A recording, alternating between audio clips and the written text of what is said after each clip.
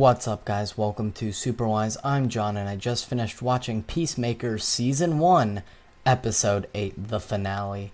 And guys, it was phenomenal.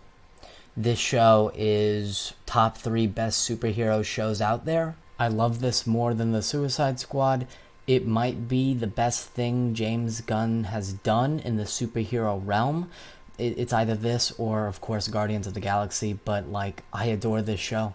This finale was epic, it was beautiful, it was emotional, it was thrilling, it was exciting, it was just everything I wanted it to be. This is how you do a finale, Book of Boba Fett. This is how you do it, baby. So first, can we talk about the directing and action, all done by James Gunn?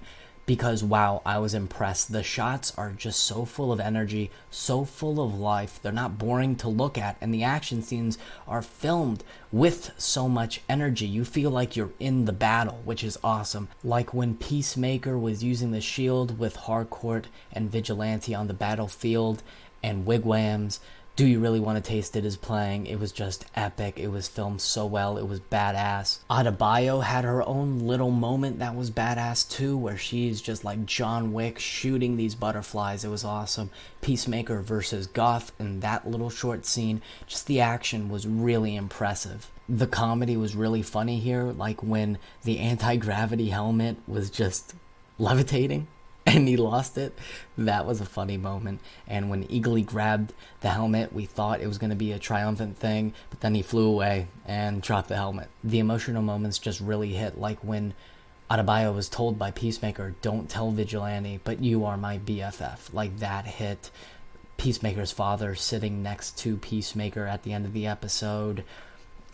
Diebeard, that was actually fleshed out, and I felt bad for John Economos. Like, that was an emotional moment. We got some reasoning behind why he did it, and you can see in John Cena's eyes, he was disappointed, he was ashamed of himself, and John Cena is just such a good actor. He's the perfect Peacemaker.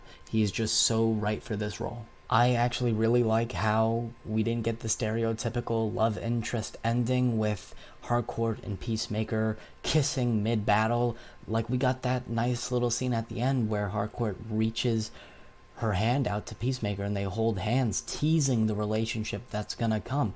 I love that. That was beautiful. But of course, we gotta talk about the big moment that had my jaw on the floor. The Justice League. Wow. I absolutely loved seeing them. It's a weird situation because it was a shock factor moment that I absolutely loved. I love seeing Jason Momoa's Aquaman and Ezra Miller's Flash. I love that continuity. DC and Warner Brothers always saying, "Oh, we're going to connect these things. We're going to do it." And they actually did it here. Like, they actually established that the Justice League pays attention to the events of what's going on, and they can show up when they need to. I love that. I really do love that. And I'm super grateful for what we got, because Warner Brothers is actually trying to connect this stuff. And I really, really greatly appreciate that. But a part of me sort of disappointed that we didn't see Henry Cavill back. I miss Henry Cavill as Superman. I really do, because for the previous DCEU projects, he's not there. We've seen his body in Shazam, and we've seen his silhouette in Peacemaker.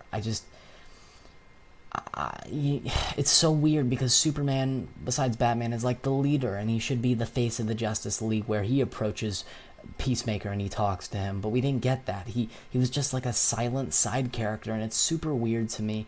And I just wish whatever's going on between Warner Brothers and Henry Cavill, they just work it out, because Henry Cavill has the potential to be a great Superman. I adore Man of Steel, and I would love to see him back in this role. I just really miss him, and I hope we can reach a deal in the future where he comes back. I really do, because it's just so weird to have Superman as the silent tertiary character. It's weird. It's really weird. But I'm super grateful that we got this at all. I mean, Warner Brothers is actually trying, and I commend them for that. And I respect them for that. And also, of course, James Gunn, he responded to the Snyder Cultists, and he says, "Listen, I get where you're coming from, but DC is not one thing. It is so many great visions that you just have to be willing and able to watch. If you don't like it, fine, but you gotta be respectful. And he is respectful of Snyder's vision. He did his own thing, but in the end, he brought in the Justice League. He brought in Snyder's characters and made them fit within the world. He didn't have to do that, but he did it for the fans. So you just gotta appreciate him for that. James Gunn is a GOAT. He really is. But of course, the Snyder cultists, they complain about the DCEU doesn't even have any continuity. And then when we get it, they complain again.